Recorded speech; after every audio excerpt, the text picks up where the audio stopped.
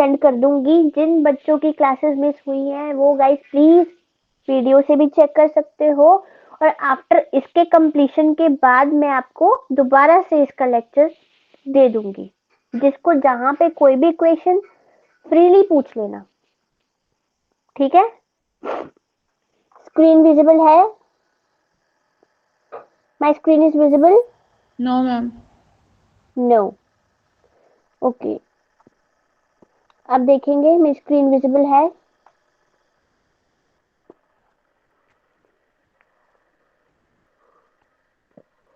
Now it's visible.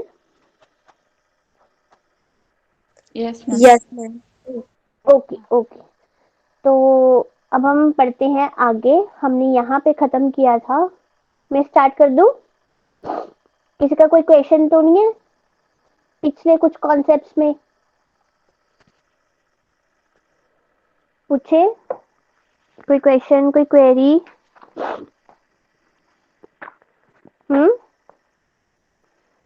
बोल बोल के बताओ, बोल के। No ma'am. Okay no ma'am. Okay, हमने नॉन डुअलिटी पे आ गए थे। हमने नॉन डुअलिटी के अकॉर्डिंग हमने ये पढ़ा है ना कि एवरीथिंग इज अ पार्ट, है ना, made of your no to conscious. जैसे मैंने आपको उस दिन एग्जांपल जैसे हाथ की बताई थी, तो वो हाथ का एक एग्जांपल ये था कि उसको ही रिलेट करो अपने माइंड, अपनी बॉडी, अपनी कॉन्शियसनेस के साथ। सामने अपना हाथ रखो, अपनी फिंगर्स को देखो, अपने अपने पैरों को देखो, अपनी लात को देखो। है सभी का अपना अपना काम, अपना ना, हर एक का अपना अपना अपना काम है। बालों का अपना काम है, टीथ का अपना काम है, आईज का अपना काम है, ईयर का अपना काम है तो ये डिफरेंट सारे, है ना। आईज नोज जैसा नहीं है, नोज ईयर जैसा नहीं है, ईयर मेरा हाथों की उंगलियों जैसा नहीं है। हर एक दिखने में भी अलग है। वैसे ही हम है, रिया मेरे से अलग है, रिया हरनीत से अलग है, ठीक है। देन इसके बाद आकाश, ये सारे, ये क्या है, जैसे जिस तरीके से मेरे हाथ पैर पाँव ऐसे है ना, डिफरेंट डिफरेंट डिफरेंट डिफरेंट, वैसे ही हमारे सारे ह्यूमन बींग्स हैं। किसी की भी शक्ल किसी के साथ मैच नहीं करती है। बट ये है कि इसके एक ही बॉडी के साथ जुड़े हुए हैं। वैसे ही हम सारे हैं, हम ह्यूमैनिटी के साथ जुड़े हुए हैं, हम कुदरत के साथ जुड़े हुए हैं। तो ये इस तरीके से वो समझाने की कोशिश कर रहे थे कि जिस तरीके से अगर आप हाथों की उंगलियों को सामने रखोगे तो सारी उंगलियां डिफरेंट है, बट आपस में जुड़ी हुई हैं। और यही उंगली अगर जुड़ के एक मुट्ठी बना लेती हैं, तो इसी तरीके से माइंड बॉडी ये सब कुछ अलग है, बट अगर ये जुड़ जाते हैं तो ये पूरी एक बॉडी, एक पूरा एक बंदा बन जाता है, एक ह्यूमन, जिसको हम बोल सकते हैं with proper body, with proper mind, with proper consciousness. तो अब मैं बोलूंगी this is called human, this is called humanity, जब उसकी फीलिंग्स के थ्रू उसके एक्शंस इमर्ज होने शुरू हो जाएंगे। इतना क्लियर है? तो इस चीज को उन्होंने नॉन डुअलिटी के बेसिस पे बता दिया कि जो ड्यूलिज्म ड्यूलिज्म आप बोल रहे हो ना, ये ड्यूलिज्म आप ठीक है, लग रहा है ये दो चीजें हैं, अलग चीजें हैं। तो कहते हैं ना ये ड्यूलिज्म है, ये ना ही मोनिज्म है, ये क्या है, नॉन डुअलिटी प्रोसेस है। Is it clear? Is it clear? Yes ma'am. Okay, फिर आते हैं हम विद्या अविद्या। थोड़ा ध्यान से सुनेंगे और देखेंगे, पढ़ेंगे। अविद्या और विद्या। विद्या मीन्स नॉलेज, अविद्या मीन इग्नोरेंस। विद्या मीन नॉलेज, अविद्या मीन इग्नोरेंस, ठीक है। अब इसमें क्या है विद्या अविद्या में? ए विद्या इन ऑल धार्मिक system represent fundamental ignorance, misperception of phenomenal world.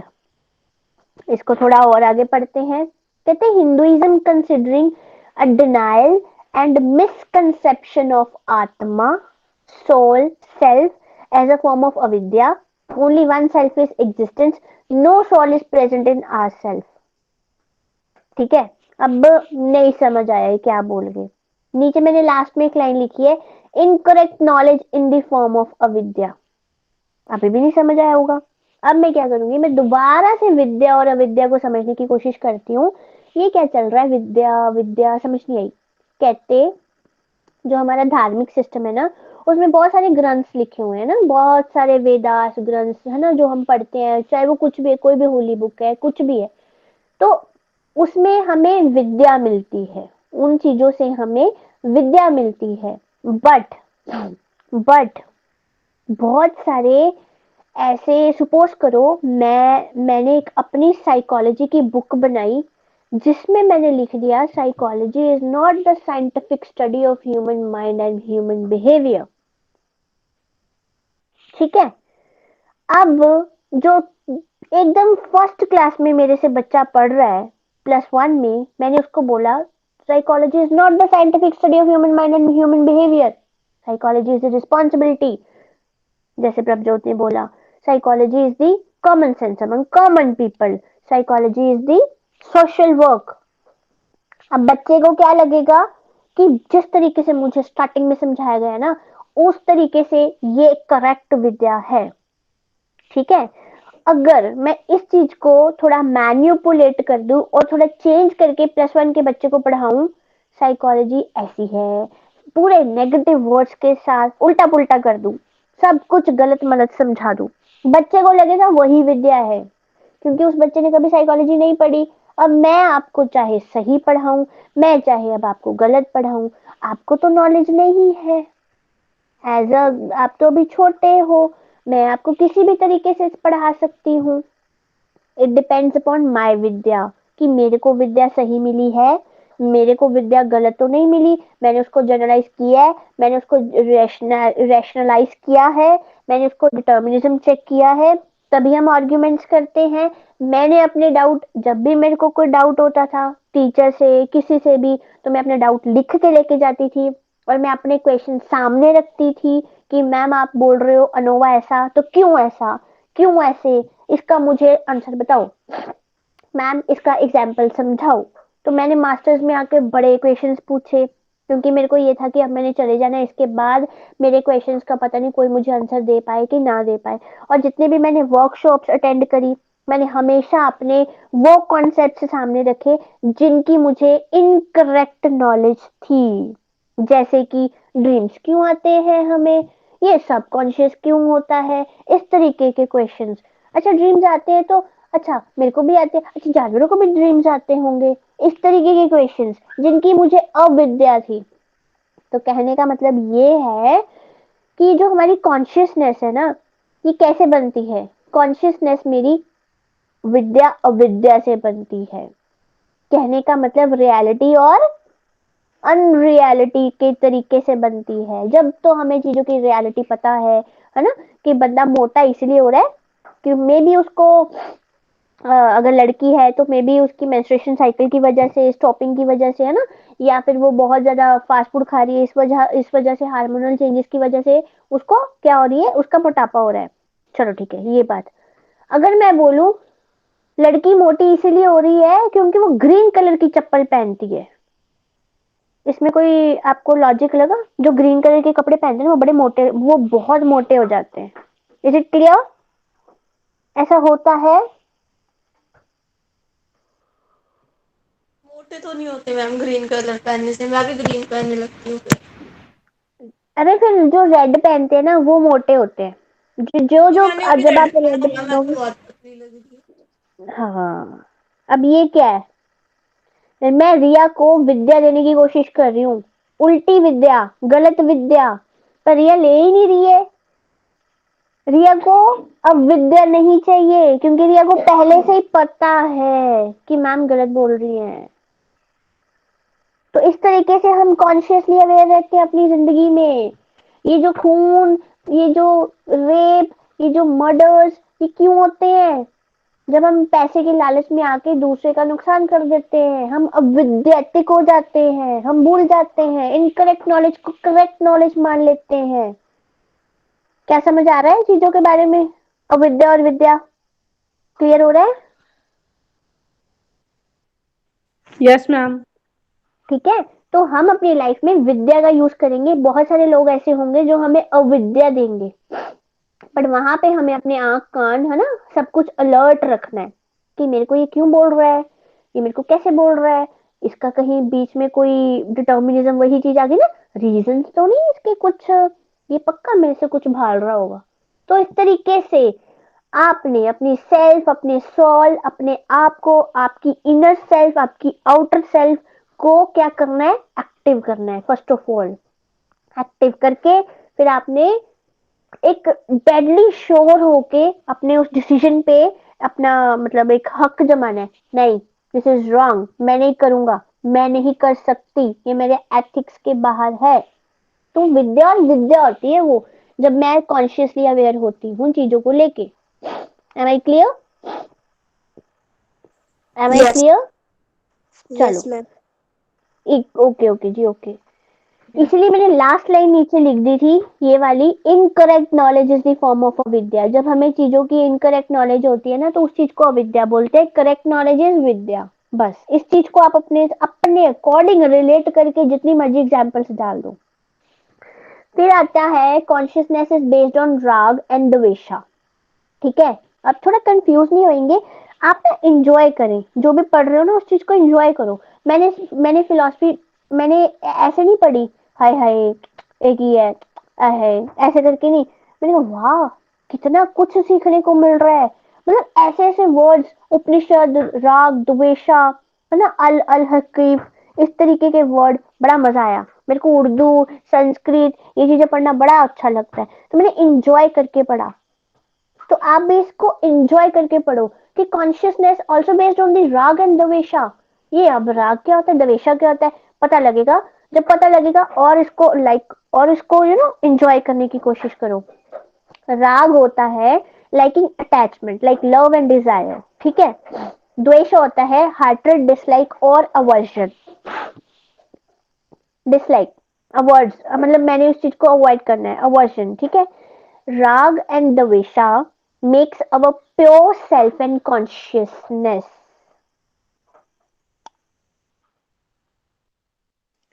मेरी आवाज आ रही है?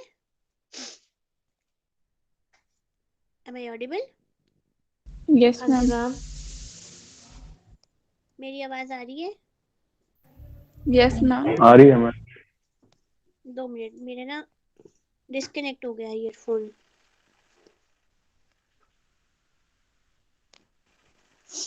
Now I am audible?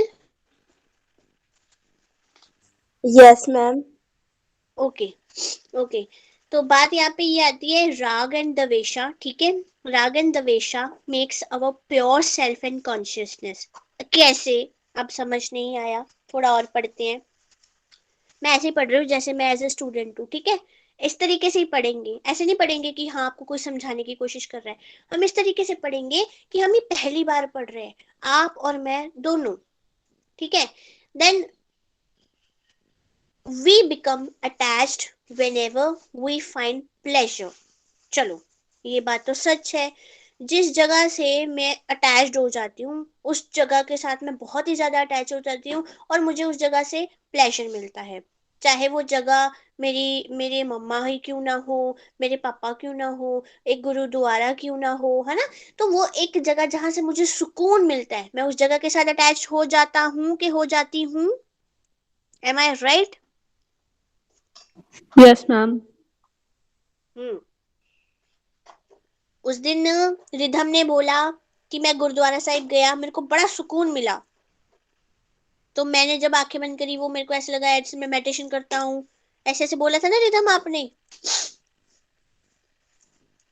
ऐसे होता है? यस मैम, होया सी ओके। मैम। होया सी। तो आपको कितना मजा आया था ना उस जगह के साथ, मतलब वहां पे जाके प्रेयर करके कितना मजा आया, है यस ना। मैम, वो बस टाइम थोड़ा घट सीगा, मैं बैठने लगी टाइम, कर रहे सी आप भाई। चलो वेरी गुड। इस चीज को बोलते हैं राग। इस चीज को बोलते हैं फिलॉसफी की भाषा में राग। बट कोई ऐसी चीज, कोई ऐसी जगह जहां पे मुझे जाना पसंद नहीं है, कोई ऐसे लोग, कोई भी ऐसा वेरिएबल, कोई भी ऐसा stimulus, and feel aversion whenever we find pain. कोई ऐसा बंदा जिसके साथ मैं बैठूं, मेरे को अच्छा ना लगे और मैं ऐसा मतलब लाइक लेथार्जिक फील करूं, है ना, मैं बड़ा लेजी लेजी फील करूं। मैं ऐसे बोलूं हाय हाय मैं कितने फंस गई, मैं क्यों आई यहाँ पे, हाय हाय ये तो सारा दिन अपना अपना अपना अपना मैं ही करता जा रहा है। और मेरे को किसने डांटा हो, कोई ऐसी जगह जहाँ पे मेरे को बहुत फेलियर देखे हो मैंने, या ऐसी ऐसी जगह ना, इसको रिलेट कर लो। देखो कोई ऐसी जगह जहां से मुझे प्लेजर मिलता है, कोई ऐसी जगह जहां से मुझे पेन मिलता है। ठीक है, तो जहां से मुझे प्लेजर मिलता है वो है राग। जो चीज मुझे नहीं पसंद, जो चीज मुझे नहीं पसंद, मैं जिसको अवॉइड करने की कोशिश करती हूँ, जिससे मुझे पेन मिलता है, वो है मेरा द्वेषा। तो कहने का मतलब राग is in a positive form and द्वेषा is in a negative form, but दोनों मिलके मेरी कॉन्शियसनेस बनाते हैं। If we observe our thinking process, we will find that this happens all the time with people, food, clothing, places, principles, etc. It can apply to anyone, anything, and any concept. कुछ समझ आया? क्या बोलने की कोशिश कर रही हूँ मैं यहाँ पे? थोड़ा आप मेरे को समझाओ, मैं फिर आपको इसका रियल एक एग्जांपल बताती हूँ कि ये राग एंड द्वेषा कहाँ पे यूज होते हैं। एनीवन? राग तो हो गया मतलब कोई अटैचमेंट हो जाती है किसी जगह से। हाँ, मतलब खुद को इतनी अच्छी लग जाती है, बार बार मन करता है वहां पे जाने का, एडिक्शन हो जाती है कोई चीज की। बिल्कुल बिल्कुल मतलब वहां पर बिल्कुल। जाता तो खो जाता है बस। Very good very good. इसको कॉन्शियसनेस के साथ रिलेट करके बताओ। कॉन्शियस। बिल्कुल, उन्होंने बोला ना ऊपर, कॉन्शियसनेस इज बेस्ड ऑन राग एंड द्वेषा। How it can be possible? हम कॉन्शियस माइंड से जाते हैं, मतलब पूरी खुद का मन करता है जाने का। मतलब कॉन्शियसली पूरे अवेयर होते हैं हम, ये भी पता भी वहां पे होगा क्या, फिर भी वहां पे जा रहे हैं अभी। हाँ, मुझे तो मतलब प्रेशर फीलिंग आती है वहां पे। प्लेजर फीलिंग आती है। Very good very good. Anyone? Yes. और कोई? और कोई? कोई कोई कोशिश करेगा? Ma'am consciousness is I based on. Think इसमें बिल्कुल ऐसा जी। होगा कि जैसे रिदम ने एग्जाम्पल दिया ना, बहुत अच्छा एग्जाम्पल दिया कि हम कॉन्शियस हम्म। हो जाते हैं उस जगह के लिए कि हाँ हमको वहाँ अच्छा लगता है, और हमको वो चीज़ बिल्कुल बार बार एक्सपीरियंस करनी भी अच्छी लगती है कि हमको वहाँ उस प्लेस पे या उस वाइब, वो जो वाइब होती है वो हमको बहुत अच्छी लगती है। हम कॉन्शियसली अवेयर होके फिर वहाँ जाते हैं कि हमको अच्छा लगता है, we are going there. Very good very good very good. तो मैं ही बताती हूँ इसमें, आपने जो बोला बहुत सही बोला, ठीक है। ये आपका सब्जेक्टिव एक्सपीरियंस, आप लिख सकते हो। जो एग्जैक्ट मतलब वैसे आपने जो बोला है वो एग्जैक्ट वही है, बट इसको थोड़ा और समझने की कोशिश करो। हमारा जो माइंड है ना, हम कॉन्शियसनेस कॉन्शियसनेस की बातें कर रहे हैं। कुछ अच्छा हो तब भी हम कॉन्शियस होते हैं, कुछ बुरा हो तब भी हम कॉन्शियस होते हैं। राग एंड द्वेषा ये नेगेटिव पॉजिटिव फॉर्म है। ये हमारे अंदर एक डेविल, एक इड, ईगो, वही चीज आ गई सिगमेंट फ्रॉइड वाली। राग इज व्हाट? Positive form. द्वेषा इज व्हाट? Negative form. ठीक है। अब मेरा माइंड है, मेरा माइंड नेगेटिव में भी है, मेरा माइंड पॉजिटिव में भी है। अब मेरे को डिसाइड करना है कि मैं कॉन्शियसली अवेयर होके पॉजिटिव की ओर जाऊं कि मैं द्वेषा की ओर जाऊं। जो लोग मुझे पेन देते हैं, जो लोग मुझे मतलब जिन लोगों के साथ मैंने ऐसे ऐसे रहा हूं या मेरे को मतलब बहुत नेगेटिविटी मिली है, मैंने उनके साथ किस तरीके से डील करना है। और जिन लोगों ने मेरे को प्यार दिया है, मेरी फैमिली है, मेरे खुद के परिवार है, मेरे खुद के बच्चे हैं, है ना, तो सो मैनी थिंग्स, तो मैं उनके साथ राग वाली सिचुएशन एक पॉजिटिव फॉर्म में आ जाता हूँ। तो ये बताने की कोशिश करी गई है कि किस तरीके से हम नेगेटिव पॉजिटिव एस्पेक्ट्स को ज्वाइन करते हैं, किस तरीके से हम यहाँ से नॉलेज इकट्ठी करते हैं। मेरे को पता कैसे लगता है कि कॉन्शियसनेस ये किस चीज की बात की जा रही है, ये नेगेटिव एस्पेक्ट्स की बात की जा रही है, ये पॉजिटिव एस्पेक्ट्स की बात की जा रही है। तो ये कॉन्शियसनेस ने बड़ा अच्छे तरीके से राग एंड द्वेषा, ये फिलॉसफी से टर्म्स निकाली हैं, को रिलेट किया है कॉन्शियसनेस के साथ। आई hope I am clear right now. Yes ma'am. चलो, सभी को क्लियर मैम हो ये गया ये राग वाले? मैम ये राग और द्वेषा वाला पॉइंट किन्होंने दिया है कॉन्सेप्ट?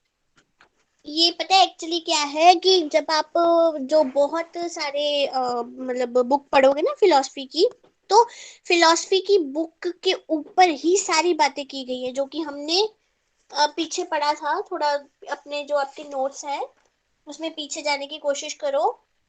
सीज हमने ऋषि जी वाला कॉन्सेप्ट स्टार्ट किया हुआ ना, ईस्टर्न कल्चर, ईस्टर्न मेथोडोलॉजी, ऋषि मुनीस, है ना, उन्होंने राग द्वेषा, ये उन्होंने ये वाले कॉन्सेप्ट्स के बारे में बात की गई है।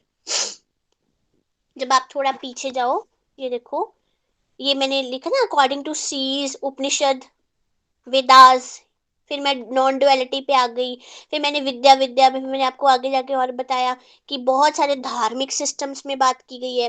तो ये उसी चीज की बात की जा रही है, ऋषि मुनियों की बातें की जा रही है, उन्होंने लिखी है ये सारी चीजें इन फिलोसफिकल टर्म में।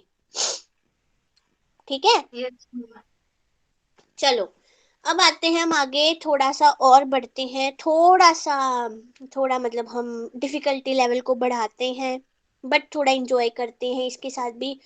अब आता है अभिविनिशा। अब ये क्या हुआ, अभिविनिशा, है ना। चलो ठीक है, मैंने वर्ड पढ़ा, फिर मैं थोड़ा सा और पढ़ती हूँ इसके बारे में। Clinging to life, instinct. जब आती है बात इंस्टिंक्ट की तो मेरे दिमाग में सिगमंड फ्रॉइड आता है। Instinct for survival is found in all of us. That means यहाँ पे भी प्लेजर, मेरी कुछ मेरी डिजायर्स की बात की जा रही है। इंस्टिंक्ट याद करो, Sigmund Freud, Eros Thanatos, life instincts, death instincts. याद आया कुछ? याद आ रहा है? Yes ma'am. Good. But where does instincts come from? यही तो बात थी जो भी हमने बिहेवियरिज्म में पढ़ी। ये इंस्टिंक्ट आते कहाँ से हैं? चलो मान लिया अंदर से आता है, एक अंदर से फील आती है, अंदर से होता है ना। बिहेवियरिज्म बोलता है, जेबी वॉटसन जी बोलते हैं, ये आपके पितृ जो होते हैं, ये एक लर्निंग प्रोसेस ही होता है। सिगमंड फ्रॉइड जी बोलते हैं कि ये इरोस थैनाटोस होते हैं, है ना। तो फंक्शनलिज्म जी बोलते हैं कि ये एक, है ना, एक बिहेवियर होता है ना, जो हमने एक कुछ रेंज बना रखी होती है कि नहीं ये बिहेवियर इसका ऐसा है, आगे जाके उसके ट्रेड्स बन जाते हैं। तो उन्होंने इस तरीके से बता दिया। चलो ठीक है, हर एक ने अपना अपने बारे इंस्टिंक्ट बताया। बात आती है इंस्टिंक्ट आते कहाँ से है। But where does instinct comes from? In the language of yoga. अब हम योगा पे आते हैं, ठीक है। अभी ऋषि मुनि सब हमने खत्म कर दिया, हम ईस्टर्न कल्चर में आ गए हैं, अब हम योगा में आ गए हैं। आप देखो स्टार्टिंग में हमने कहाँ से स्टार्ट की थी चीज, फिर हम कहाँ पर, है ना, योगा में आ गए। अब जैसे जैसे योगा का एक उभर के आई ना, योगा का एक कॉन्सेप्ट आया, तो योगा के कॉन्सेप्ट्स के साथ हमने साइकोलॉजी को रिलेट करके बताया।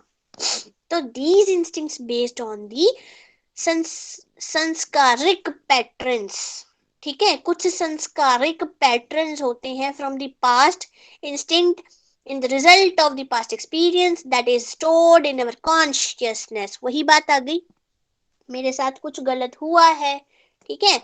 अब एक बार मैं गिर गई, एक बार मैं फेल हो गई, अब नेक्स्ट टाइम जब भी मैं कोई काम करूंगी तो मैं हमेशा अपने पास्ट एक्सपीरियंस को याद रख के ही आगे जाऊंगी। तो somehow I am consciously about my past experiences, ठीक है। अगर एक बार मैंने गलती करी, एक बार मैंने 2+2=5 लिख दिया, इट डजंट मीन कि अगली बार भी मैं 2+2 5 ही लिखूंगी। मैं अपनी गलती से सीखूंगी, तो मेरे को पता लगेगा कि मैंने यहाँ पे गलती करी थी, 2+2 5 नहीं, 2+2 4 होते हैं, तो नेक्स्ट टाइम मैं कभी भी गलती नहीं करूंगी। ये एक मेरे को अंदर से फील आता है कि यहाँ पे तू गलत थी, अगली बार तू यहाँ पे गलत नहीं करेगी। तो ये इंस्टिंक्ट ही तो है जो मुझे ये बताता है कि ना ये गलत है, ये सही है। तो वहां पे मैं कॉन्शियसली अवेयर हूं। वो instinct without conscious is nothing. Am I right? Am I right? I hope I am clear. कुछ समझ आ रहा है? मैम ये संस्कारिक जी पैटर्न्स क्या बोल। होते हैं? ये संस्कारिक पैटर्न्स ये योगा के अंदर से लिए गया एक कह सकते हैं कि जैसे टर्म ली गई है, संस्कारिक पैटर्न। जैसे अभी हमने विद्या पढ़ा है, वही वो बोलते हैं कि ये जो इंस्टिंक्ट्स होते हैं ये संस्कारिक पैटर्न्स होते हैं, संस्कार से मिले, आपके घर के संस्कार जैसे होते हैं फर्दर बच्चा भी वैसा ही होता है। अगर मेरे घर के संस्कार ने मुझे ये समझाया, संस्कारिक आएगा या संसारिक आएगा? नहीं संस्कारिक है, SANSKARIC, संस्कारिक। Okay ma'am. ठीक है, थोड़ा वो होता है ना, क्या बोलते हैं, संस्कृत के वर्ड्स भी कुछ ऐसे होते हैं, थोड़ा ए पीछे आगे ऐसे करके, जब हम इसको पढ़ेंगे तो वो संस्कारिक पैटर्न से आएंगे। तो संस्कार, बिहेवियरिज्म में आप भूल गए, बिहेवियरिज्म ने क्या बोला था, बिहेवियरिज्म ने यही तो बोला था कि जब एक बच्चा एथलीट ऐसे नहीं बन जाता, उसके कोई ना कोई पितरों में या उसके पूर्वजों में कोई ना कोई उसके एथलीट होगा, फिर वो जेनेटिक, वो हेरिडिटी एक फॉर्म आगे बढ़ती जा रही है, फिर उसके पापा भी एथलीट, उसका बच्चा भी एथलीट, बच्चे का बच्चा भी एथलीट। तो इस तरीके से वो इंस्टिंक्ट, वो उस चीज को बोलते हैं इंस्टिंक्ट। तो बिहेवियरिज्म ने सही तो बोला था, तो बिहेवियरिज्म जेबी वॉटसन सही तो बोल के गया इंस्टिंक्ट्स के बारे में। ये होते हैं इंस्टिंक्ट्स, हम बोलते हैं अंदर से, अंदर से, ये अंदर से आया, ये टैलेंट है ना इसका, अंदर से आया। अब जैसे अगर आप इसको देख लो, टोनी कक्कर एंड क्या नाम है इसका, नेहा कक्कर, इनकी लाइफ हिस्ट्री को देखो, समझो, पढ़ो, तो क्या वो जागरण में जाते थे रात को और वो वहां पे भजन कीर्तन करते थे, तो ये उन्होंने बोला कि मेरे हमें ये चीज हमारे पितरों से मिली है, वही चीज आगे जाके बढ़ती जा रही है, बढ़ती जा रही है। तो ये टैलेंट है, तो ये टैलेंट कहाँ से आया है, अंदर से आया, इंस्टिंक्ट है। कहाँ, अगर मैं इसको योगा और लैंग्वेज में देखूं, अभी विशेषा में देखूं, लाइक फिलॉसफी में देखूं, तो क्या बोलता है ये बोलता है it is based on the संस्कारिक patterns, it is based on the संस्कार्स, it is based on your past experiences, based on your family. अब क्लियर हुआ? Yes ma'am. ओके, तो इस तरीके से ना अपनी चीजों को रिलेट कर करके पढ़ना है, हर एक चीज को रिलेट करेंगे फिर पढ़ेंगे। अब यहाँ पे ना, अब आगे वही योगा, योगा जी आगे बोलते हैं, योगा इट्स नॉट अबाउट वो वाली योगा, योगा एक अपने आप में एक योगा बोलते हैं वेदांतिक व्यू जैसे होता है, तो ऐसे योगिक व्यू भी होता है। तो योग is not like asanas and always, है ना, योग एक अपने आप में स्कूल है, ये अपने आप में एक सब्जेक्ट है। तो जैसे फिलॉसफी अपने आप में सब्जेक्ट है, साइकोलॉजी अपने आप में सब्जेक्ट है, ऐसे योगा अपने आप में सब्जेक्ट है। तो योग, अगर मैं बोलूं योगिक व्यू के अकॉर्डिंग, तो दैट मीन्स बहुत सारे ऋषि मुनि और जो योग योग करने वाले जो बंदे होते हैं, उन्होंने अपना एक स्कूल बना रखा है। ठीक है, तो वो बताते हैं आगे जाके क्लेशास के बारे में। इट्स नॉट अबाउट वो वाले क्लेश जो हम घर पे करते हैं, क्लेश भी वो वाले क्लेशास नहीं है। हम आगे बढ़ेंगे कि क्लेशास होते क्या हैं। ये बोलते हैं जो हमने दवेशा, अभिविनेशा, राग, अविद्या विद्या, अस्मित, ये हमने पढ़ा, ये सारे क्लेशास होते हैं, इन सभी को क्लेशास बोलते हैं। इट्स नॉट अबाउट क्लेश, वो वाला क्लेश नहीं, ये एक दूसरा है। इन्होंने क्या किस किस रिलेट में बोला है वो हम आगे पढ़ेंगे। तो इन्होंने इन सभी को एक अम्ब्रेला टर्म दे दी कि जो राग है, अभिवेशा है, द्वेषा है, विद्या है, स्मिथा है, ये क्या है, ये क्लेशास है। क्लियर है, इतना क्लियर है? Yes ma'am. ओके ओके, थोड़ा सा पढ़ लेते हैं। कितने 33 हो गया, कितने बजे लेक्चर होता है आपका? 40?